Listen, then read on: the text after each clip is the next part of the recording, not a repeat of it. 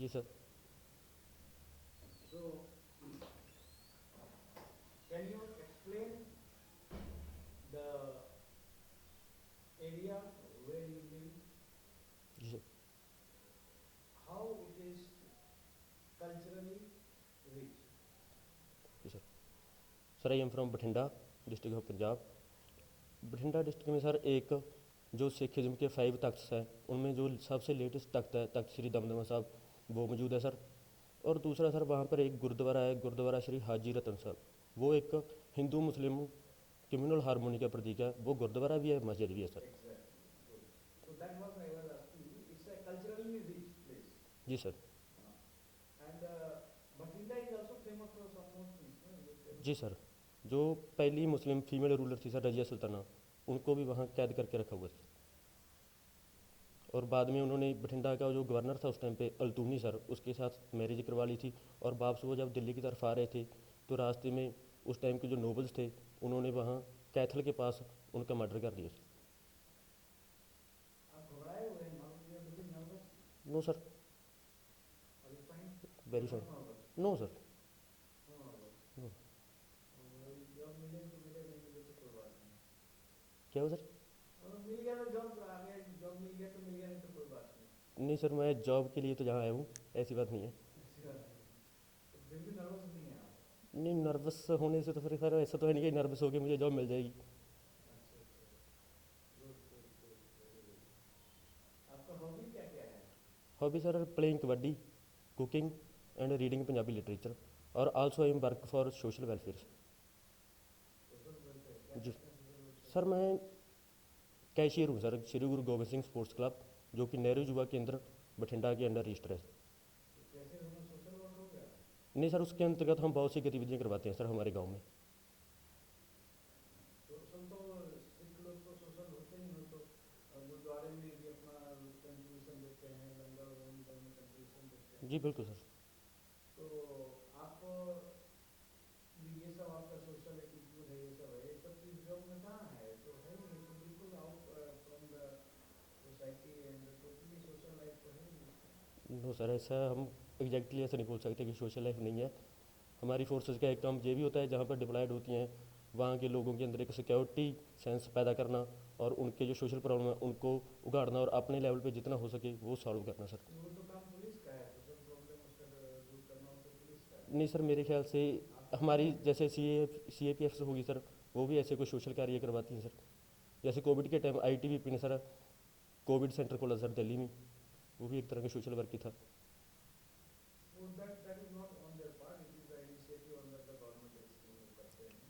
But anyway, तो social upliftment के लिए क्या होना चाहिए इंडिया में? और सोशली तो हम लोग हाँ अपलिफ्ट है ना? जी सर। क्या बिल्कुल होना चाहिए अपलिफ्टमेंट के लिए? सर, जो भी गवर्नमेंट की स्कीम जाती हैं सर उसके लिए पब्लिक जो ग्राउंड लेवल पे होती है ना, वो इतना अवेयर नहीं होती।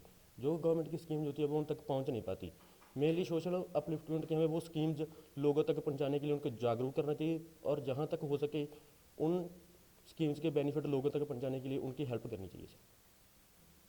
So can you explain about the state agricultural situation of Punjab? जी सर। इंग्लिश में बोल सकते हैं sir? Sir I am not as good in English. Okay, Hindi में बताइए। सर जैसे पंजाब एक एग्रीकल्चर स्टेट है सर, आपने बोला, और इरीगेशन सिस्टम बहुत डेवलप है, इसीलिए वहाँ पे हरी क्रांति शुरू हुई। लेकिन अब जो प्रेजेंट सिचुएशन है सर, उसमें हरी क्रांति के जो वर्ष इफेक्ट थे वो देखने को मिल रहे हैं। और अभी जो 3 फार्म बिल्स सेंट्रल गवर्नमेंट ने पास किए हैं उनके अगेंस्ट प्रोटेस्ट भी चल रहे हैं। तो उसमें जो मिनिस्टर थी सिमरन कौर, जी सर। तो वो उन्होंने इस्तीफा दे दिया, तो क्या रीजन आपको सही लगता? सही इस्तीफा दिया उन्होंने? सर उनका इस्तीफा देना, वो जैसे बोलिए कि फार्मर्स के एज ए प्रोटेस्ट सिंबल देखा जाए तो बहुत से leader sir as a protest symbol इस्तीफा दे सकते हैं। लेकिन मुझे सर मोर ओवर जो थोड़ा पॉलिटिकल स्टंट भी ज़्यादा लग रहा है, क्योंकि अगले साल पंजाब में इलेक्शन भी होने वाले हैं। तो पंजाब में एग्रीकल्चर जो सोसाइटी है उसका वोट बेस ज़्यादा है, तो वो वोट बेस भी कोई गंवाना नहीं चाहता। Political move, yes sir, I think nothing to do with the farmers concern. Because sir जब जो bill as a ordinance pass हुए तो तब वो उसी गवर्नमेंट का हिस्सा थी ना जिसने वो बिल पास किए हैं। But as a protest he resign ना। As a protest he resigned sir, but अगर पहले भी पास कराते वक्त ही वो इतनी आवाज़ उठाती, उस टाइम भी आवाज़ उठा सकते थे वो, तो हो सकता है जब फार्मर को स्टेक होल्डर बनवा सकते थे, अगर पंजाब को वो रिप्रेजेंट करते हैं तो वो अपने कंसर्न उस टाइम रेज करके। So you consider as a political being. या sir I consider. So how do you consider about your present chief minister Amarinder Singh? जी sir. How much marks you will give him out of 10? Out sir I am giving 7 points. 7. जी sir. Very good. Why your first preference in ITBP? I T P sir, Why? Because sir I like location, I attractive जो location पे, जिस location पे I T पे काम करती है sir, मैं उनसे थोड़ा अट्रैक्टिव हूँ, क्योंकि पहाड़ मुझे अच्छे लगते हैं, मुझे जाना अच्छा लगता है, तो इसीलिए मैंने आई टी। और दूसरा सर मुझे लगता है कि मैं वहाँ सर्व कर सकता हूँ, क्योंकि मैं फिजिकली स्ट्रेंथ हूँ। बठिंडा में महिलाओं की, बठिंडा में जो महिलाएं हैं, जो दिल्ली की महिलाएं हैं, जी सर। इनमें क्या अंतर है? एक्सपोजर सर, जो दिल्ली की महिलाएं हैं उनका ज़्यादा एक्सपोजर है सर, उनका एरिया वाइड है। जो वहाँ बठिंडा की है वो ज़्यादा बाहर अंदर नहीं भी जाती है, और उनका एक लिमिटेड स्फेयर है, वही रहती हैं सर। और जो पढ़ी लिखी महिलाएं हैं सर, वो भी ज़्यादा से ज़्यादा बठिंडा से ज़्यादा पटियाला में आके पढ़ाई कर सकती है। और दिल्ली की महिलाओं को देखें तो हम वो फॉरेन भी स्टडी करने जाती हैं। और लेकिन पंजाब में ऐसा है, बठिंडा की महिलाओं में कई बार कुछ एग्ज़ाम जैसे हैं जिनको वो ग्रेजुएशन करने के तक भी पता नहीं चल पाता सर। इसको आप कैसे सुधारेंगे? जी सर। वहाँ को सुधारने की आप जी है? जी सर, बिल्कुल। कैसे सुधार सकते ऐसे सुधारने के लिए सर मैं चाहता हूँ एक हर एक स्कूल में, जो भी गवर्नमेंट स्कूल है उसमें एक डैशबोर्ड बना होना चाहिए कि आप 10वीं के बाद क्या कर सकते हो, +2 के बाद क्या कर सकते हो, या ग्रेजुएशन के बाद भी क्या क्या कर सकते हो, आपके करियर ऑप्शन क्या क्या हो सकते हैं, और क्या आप बनना चाहते हो, ऐसे गाइडेंस प्रोग्राम भी होने चाहिए। और स्कूल मैनेजमेंट को चाहिए कि ऐसे सेमिनार ऑर्गेनाइज करवाते रहते। बैकग्राउंड क्या है बताइए? जी sir, my father is a farmer sir, and my mother is a house housewife कितने सर। भाई बहन हैं? I am single child of my parents. आपकी कोई बहन नहीं है, जी सर। तो आपको लगता है कि आप अपनी पत्नी के साथ एक पुरुष मानसिकता के साथ उनके साथ नहीं रहेंगे? क्योंकि जैसे जनरली क्या होता है कि कहते हैं कि लोग महिलाओं की चीज़ों को तब समझ पाते हैं जब उसकी बहनें हैं। अगर बहनें ना हो, सभी लोगों का ये कहना जी होता है, अगर बहनें नहीं हैं तो वो अपनी पत्नियों के साथ कभी रिलेशनशिप नहीं कर पाते हैं। नहीं सर, आप मैं एग्री करते हैं इस बात से? नहीं सर, मैं इस बात से एग्री नहीं करता, क्योंकि आपने बोला कि मेरे बहन नहीं है, लेकिन मेरे फादर साहब के 4 बहनें हैं, जो मेरी बुआ है वो 4 हैं सर। तो उनके जो बच्चे हैं मेरी कज़न हैं सर, वो भी हैं, मैं उनके साथ भी इंटरेक्ट करता रहता हूँ सर। और दूसरी बात, मैं कोएड में पढ़ा हूँ सर, तो वो पहली क्लास से लेके ग्रेजुएशन तक लड़कियाँ भी साथ में होती थी सर, ऐसी बात नहीं, तो उनके साथ इंटरेक्ट होता रहता था, तो I can manage with full dignity sir. Navdeep, जी सर। नवदीप का मतलब क्या होता है? सर नवदीप मतलब is the ever new lamp sir. Nav is a Farsi word which means new, and deep is diya या लैम्प सर। आपका subject history and political science था, ग्रेजुएशन सर जी। ग्रेजुएशन में। जी सब्जेक्ट तो आप है ही सर, ग्रेजुएशन भी जब आपने किया तो ग्रेजुएशन कहाँ से आया? जी बिल्कुल फादर ऑफ हिस्ट्री किसे कहा जाता है? Sir. Sorry sir, I am not able to recall. तो पॉलिटिकल साइंस का बता दीजिए। सॉरी सर, मैं वो भी नहीं बता सकता सब्जेक्ट का पिता सर। संविधान। Can I guess sir? Aristotle sir. ये अरस्तु को क्यों कहा जाता है फादर ऑफ पॉलिटिकल साइंस? क्या उनका योगदान है?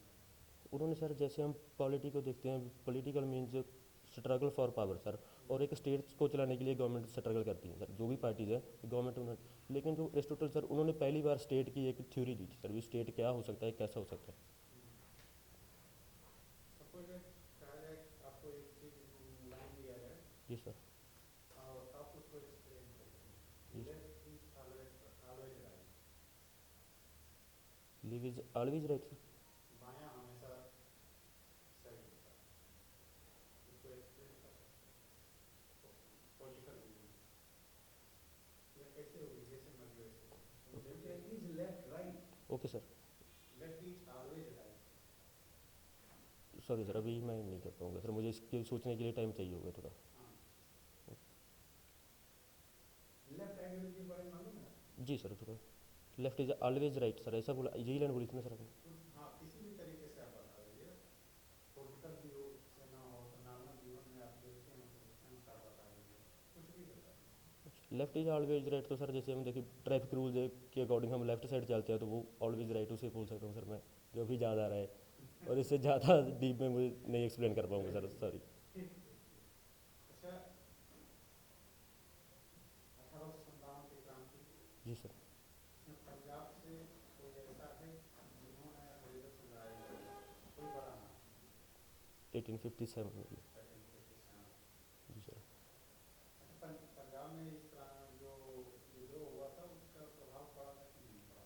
नहीं सर, जो एक्चुअली पंजाबी लोग थे सर, उन्होंने अंग्रेज़ों के साथ दिया था सर इसमें।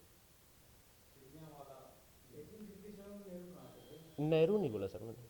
क्या बोला? मैंने बोला पंजाबी लोगों ने सर, जो पंजाब की जो उस टाइम की फ़ौज थी, उन्होंने अंग्रेज़ों का साथ दिया था सर। मुझे लगा नेहरू नहीं नहीं सर। चिड़िया वाला बाग। जी सर। चिड़िया वाला का नाम आपने सुना? चिड़िया वाला युद्ध जो हुआ था, जलियांवाला बाग सर। चिड़िया वाला युद्ध। चिलियांवाला युद्ध sir, that is the second Indo Anglo war sir, Anglo Sikh war sir, sorry. Second Anglo Sikh war की एक लड़ाई हुई थी सर जलियांवाला में। इसका कमांडर कौन था? श्याम सिंह अटारी वाला सर। श्याम सिंह अटारी वाला। जी सर। शीशगंज गुरुद्वारा कहाँ है? सर दिल्ली में लाल किला के सामने। दिल्ली में लाल किले के सामने। जी सर। इनका नाम शीशगंज क्यों रखा गया? क्योंकि सर जो सिखों के 9वें गुरु थे श्री गुरु तेग बहादुर जी सर, उनका जहाँ पे सिर धड़ से अलग अलग करके उनको शहीद कर दिया गया था, और उस जगह पे गुरुद्वारा शीशगंज में। शासक किया था? वो सर औरंगजेब सर। औरंगजेब का? जी विश्व? जी सर। कोई भी जब इतिहास के स्टूडेंट हैं, जी सर। कहा जाए आपसे कि मोहम्मद बिन तुगलक। जी सर। मोहम्मद बिन तुगलक एक महत्वाकांक्षी और दूरदर्शी शासक था जी सर। या एक मूर्ख शासक था? Sorry sir. मोहम्मद बिन तुगलक दूरदर्शी और महत्वाकांक्षी शासक था जी सर। या एक मूर्ख शासक था? सर अगर थियोरेटिकल बोला जाए तो उसके आइडियाज़ जो ऑन पेपर बहुत अच्छे थे सर, उसको बोला जाता है, लेकिन जब उसकी इम्प्लीमेंटेशन का वक्त आया तो मेरा ख्याल वो सभी एस्पेक्ट्स में फेल हुए थे, तो इसीलिए उनको एक पढ़ा लिखा बेवकूफ़ के नाम से जानते हैं हम हिस्ट्री में सर। अच्छा, सपोज एक लास्ट क्वेश्चन है आपसे मुझे। जी सर। सपोज एक आप कहीं पे पोस्टेड हो जी सर। और जहाँ पे पोस्टेड हो अभी आपकी शादी नहीं हुई है, जी नहीं जी। सपोज उस समय भी नहीं हुई है, कमांडेंट आप हैं, जी एक सिपाही है जी। लड़की, कुछ रिजर्व जितने खूबसूरत आपके ख्वाब में आते हैं तो उससे ज़्यादा खूबसूरत, वो आपके साथ जाना चाहती है विदेश पर, जी। जाएंगे कि नहीं जाएंगे? No sir, I have already girlfriend. अंदर? I have already a girlfriend okay. Which is very beautiful. मान लीजिए उस समय तक ब्रेकअप हो गया तो? नहीं सर, हमारा शादी फाइनल हो चुकी है। अगर सिलेक्शन होगी तो हो सकता है हम जल्दी शादी करें। शादी नहीं होती? अभी हुई नहीं सर, फाइन मतलब एंगेजमेंट हो टाइप भी घर पे बात हो चुकी है। मतलब आप इंतजार कर रहे हैं कि नौकरी मिलेगी तो शादी करेंगे? नहीं सर, घर वाले कर रहे हैं, अभी एक बार रिजल्ट आ जाए तो उसके बाद एंगेजमेंट कर देंगे। मेरा ख्याल मोस्ट प्रोबेबली जनवरी में एंगेजमेंट हो जाएगी sir. Are you confident that you are getting this job? Sorry sir. आपको कॉन्फिडेंस है कि जॉब मिल जाएगा आपको? सर आई एम कॉन्फिडेंट, क्योंकि सर मैंने रिटर्न में मेरा अच्छा गया है सर, मुझे पता है, और मैं बाकी फिजिकल रिक्वायरमेंट्स भी पूरी करी हैं, और मुझे लगता है मैं आपको भी, हमारा ये सेशन भी अच्छा ही जाएगा तो मैं गुड मार्क्स obtain करूँगा सर। Thank you sir.